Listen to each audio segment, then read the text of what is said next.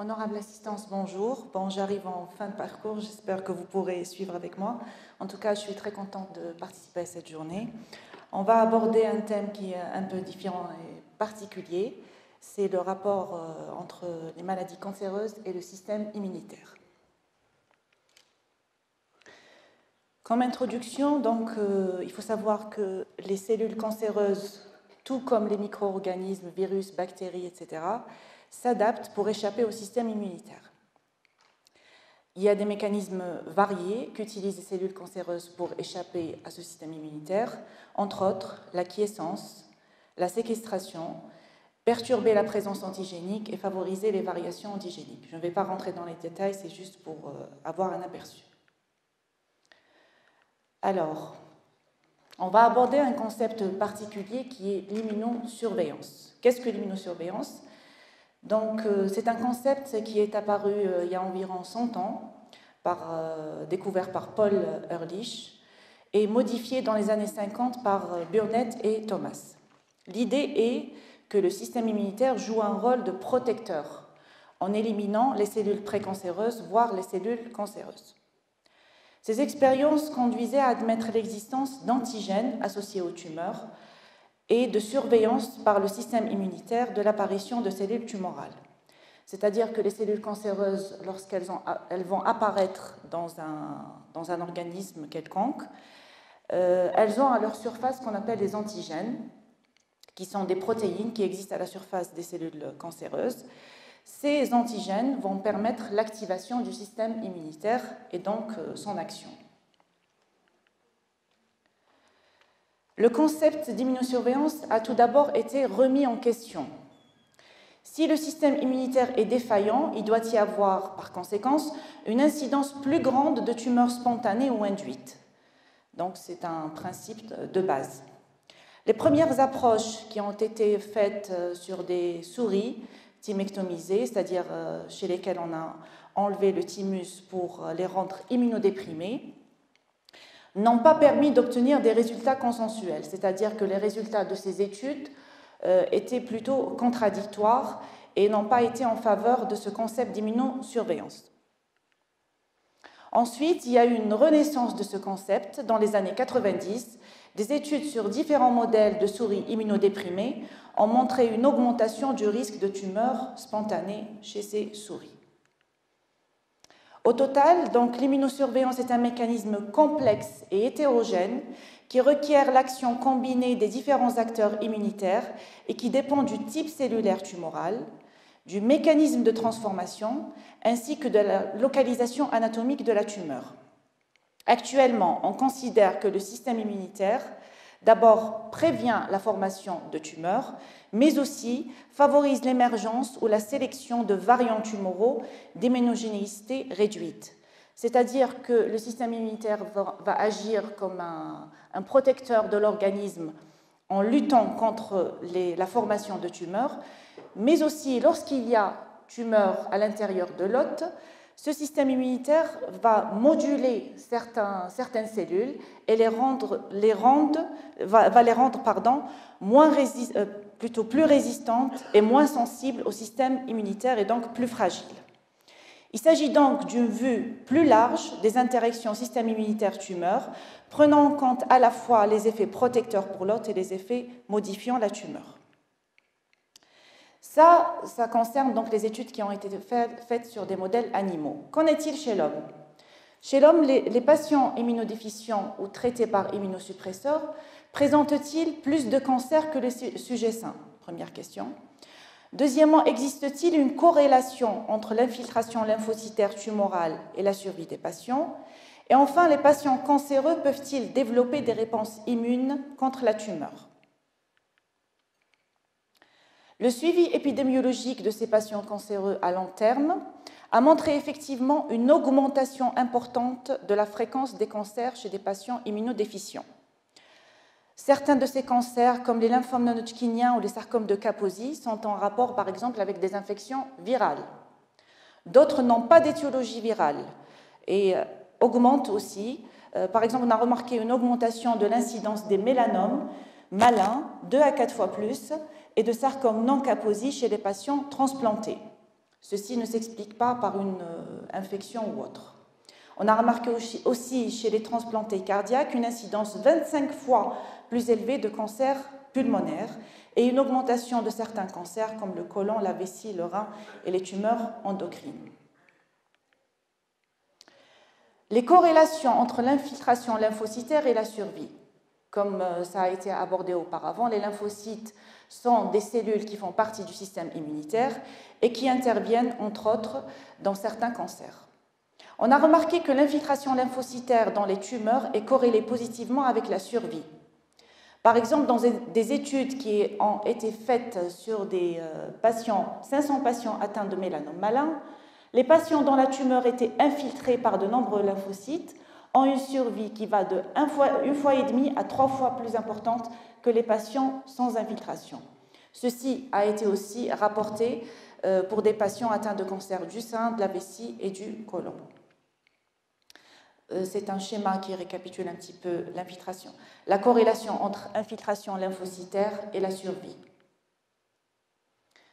Qu'en est-il du développement d'une réponse immune contre la tumeur? Il existe de très nombreux antigènes tumoraux qui ont des propriétés immunogéniques. Ils sont reconnus par les lymphocytes CD4 et CD8 et c'est la même chose pour les anticorps. Comme je l'ai dit auparavant, l'introduction d'une tumeur à l'intérieur d'un organisme, donc la tumeur possède des antigènes à sa surface. Ces antigènes vont favoriser la production d'anticorps et vont être reconnus par les lymphocytes CD4 et CD8 et donc provoquer la réaction immunitaire. Mais si l'immunosurveillance existe vraiment, pourquoi y a-t-il des cancers chez des individus immunocompétents? Bien sûr, comme on le voit en pratique courante, les cancers ne surviennent pas seulement chez les immunodéprimés. Ils peuvent survenir chez une personne en parfaite santé. Donc, c'est un schéma récapitulatif que je vais expliquer. Donc, le système immunitaire exerce une pression de sélection sur les tumeurs et favorise la sélection de variants qui ont une meilleure chance de survie dans un environnement immunitaire intact. Comme je viens de le dire, donc, le système immunitaire va agir comme un défenseur de l'organisme, mais également, avec le temps, il va parvenir à sélectionner des mutants, des variants, qui ne seront plus réceptifs à l'immunité de l'organisme et qui vont être donc plus agressifs. Ceci survient vraisemblablement tôt au cours de l'histoire naturelle des cancers, de sorte que les tumeurs devenues apparentes cliniquement ont probablement déjà été façonnées par le système immunitaire. Le système immunitaire a donc une double action, protéger l'hôte, en l'occurrence l'organisme, et façonner des tumeurs. L'immunosurveillance implique seulement une fonction de protection du système immunitaire et le terme plus général est de cancer immunoediting est actuellement proposé. Je vais essayer de schématiser rapidement les 3 étapes qui surviennent lors de l'apparition d'un cancer. Donc, premièrement, la phase d'élimination. Quand une tumeur grossit, quand elle grandit, elle va envahir les structures et les tissus avoisinants. Pour ce faire, elle aura besoin de nouveaux vaisseaux, ce qu'on appelle la néo-angiogénèse, pour se nourrir, grandir et envahir. Cet envahissement va va envoyer des signaux inflammatoires. Ces signaux inflammatoires vont attirer les cellules du système immunitaire, notamment les N-killers et les macrophages. Ces cellules vont reconnaître les structures à la surface des cellules cancéreuses et seront activées. Deuxième phase, c'est la phase d'équilibre. Les cellules tumorales qui ont échappé au système immunitaire et le système immunitaire lui-même vont rentrer dans une phase d'équilibre. Dans cette phase, le système immunitaire exerce une pression suffisante sur la tumeur pour la contenir. C'est ce qu'on appelle la sélection darwinienne. La plupart des variants initiants sont probablement détruits, mais de nouveaux variants émergent continuellement. Il faut savoir que cette phase peut durer des années. C'est une phase, c'est-à-dire, on va schématiser un petit peu, c'est une sorte de bataille entre le système immunitaire et les cellules cancéreuses. Le système immunitaire va essayer de contenir la tumeur, mais avec le temps, il y aura une fatigue du système immunitaire qui ne sera plus assez fonctionnel pour contenir la tumeur et il va y avoir sélection de tumeurs résistantes au système immunitaire. Et on va arriver au final, à la phase d'échappement, les variants qui ont réussi à échapper au système immunitaire, soit en échappant à sa détection, soit en devenant résistants, finissent par proliférer et on a une maladie cancéreuse qui est cliniquement observable. C'est un schéma qui récapitule les 3 phases dont je viens de parler. Y a-t-il des applications cliniques de ce rapport entre l'immunologie ou l'immunothérapie et les cancers? Bien sûr. Les applications cliniques donc, se concrétisent dans l'immunothérapie. L'existence d'une réponse immunitaire contre les tumeurs permet-elle d'envisager des manipulations du système immunitaire pour augmenter les effets des anticancéreux? Donc, on peut séparer 2 types d'immunothérapie anticancéreuse, l'immunothérapie active et passive. Donc, je ne vais pas rentrer dans les détails. Ici, ce tableau récapitule plusieurs agents qui ont été fabriqués sur les bases de l'interaction immunologie-cancer. Voilà. Ici, c'est l'exemple d'une leucémie lymphoïde B chronique où il y a une expression du CD20. Le CD20, c'est un antigène à la surface de la tumeur. Et le rituximab, c'est une thérapie ciblée qui agit contre le CD20. Maintenant, on va parler de la corrélation entre l'immunité du malade cancéreux et la tolérance au traitement. Il est clairement établi qu'un patient candidat au traitement anticancéreux doit renforcer son système immunitaire afin d'abord de tolérer la toxicité des traitements, mais également de freiner la progression tumorale. Pour ceci, donc, il existe des habitudes très simples qu'on a tendance à négliger, mais qui sont très efficaces. D'abord, insister sur une alimentation saine et équilibrée. Pour résumer, manger de tout en évitant les excès. C'est une règle qui ne s'applique pas seulement aux malades cancéreux, mais qui s'applique à tout le monde. Donc, une alimentation variée, beaucoup de fruits et de légumes. Manger de la viande, mais pas en excès, des légumineuses, etc. C'est-à-dire essayer de trouver un équilibre dans l'alimentation. Ne pas supprimer complètement des aliments et ne pas aller dans l'excès de la consommation de certains autres. Deuxième point très important, c'est l'activité physique adaptée. Oui, en effet, les malades cancéreux doivent bénéficier d'une activité physique. Ça fait partie intégrante de leur schéma thérapeutique. Ça permet d'abord une réadaptation physique, parce que c'est des malades souvent qui sont faibles, fatigués, qui perdent beaucoup de poids. Donc, essayez de trouver une activité physique adaptée à chaque patient. Il faut savoir aussi que l'activité physique réduit de façon significative les récidives chez des malades qui ont été traités pour des cancers, notamment le cancer du sein. Troisièmement, avoir recours aux médecines alternatives, oui, pourquoi pas. Méditation, acupuncture, sophrologie. Ces médecines alternatives sont de plus en plus proposées aux malades cancéreux.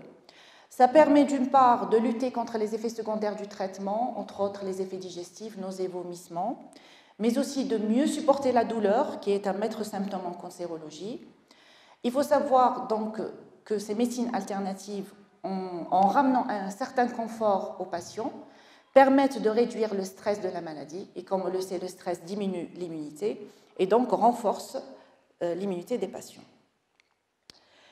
Toute consommation, c'est un point très important, toute consommation de produits naturels doit se faire après concertation avec le médecin traitant pour éviter toute interaction médicamenteuse. Entre autres, dans nos sociétés, nous remarquons en consultation que les patients ont tendance à consommer beaucoup de tisanes, d'herbes, d'épices, etc., qui pourraient avoir un effet néfaste sur l'absorption de certains médicaments. Donc, tout doit se faire après avoir consulté le médecin traitant. En conclusion, de nombreux progrès en matière d'immunologie des tumeurs et du fonctionnement du système immunitaire ont été réalisés au cours de ces dernières années. La démonstration que des tumeurs peuvent régresser parfois complètement sous stimulation immunitaire appropriée, confirme qu'il est possible de traiter les cancers par la manipulation du système immunitaire. Il faut savoir que l'immunothérapie constitue actuellement le traitement innovant par excellence en oncologie, qui a permis d'améliorer de façon significative le pronostic de beaucoup de cancers, jusque-là de pronostics péjoratifs. Un des challenges actuels est de mieux comprendre les mécanismes par lesquels les cellules tumorales deviennent réfractaires au système immunitaire pour agir contre les mécanismes de résistance et donc avoir un meilleur résultat dans l'avenir. Voilà, je vous remercie pour votre attention.